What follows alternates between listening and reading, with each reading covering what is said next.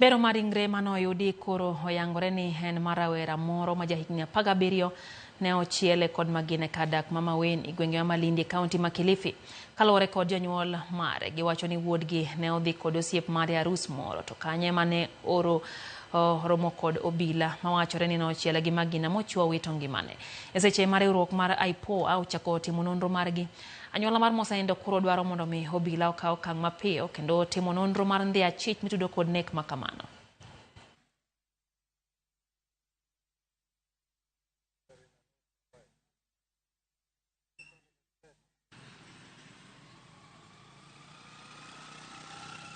Nashikika sana kwa mtoto wangu, alikuwa ameenda harusini na wenzake.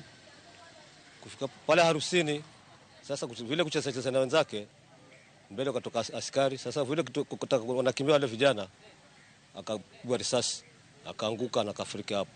Na sasa leo tungoja kwa postmortem, wameangalia, amepigwa risasi ya nyuma, ikatoka na mbele, imevunja mfupa wa hapa juu na mapafu na moyo, na akafariki hapo kwa hapo. Kwa hivyo naomba serikali wale askari tutenda kitendo hiko wachukuliwe hatua. Siku ya leo tuko hapa na familia ya Jimmy Masimor na kijana huyu wa miaka 17.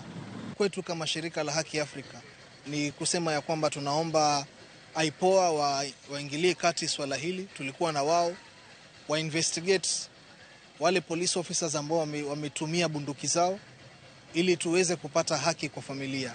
Zile ndoto zake ambazo alikuwa yuko nazo, saa hii hakuna ndoto yake ambayo itatimia hata moja. Mimi naomba serikali ingilie kati na hilo shirika pia liingilie kati. Hili jambo kufikia saa hii ni kama ambaye tumeweka vita kwa wananchi na hata kwa polisi. Maana yake hatutakubali tukiwa tutauliwa vijana wetu kabla sababu.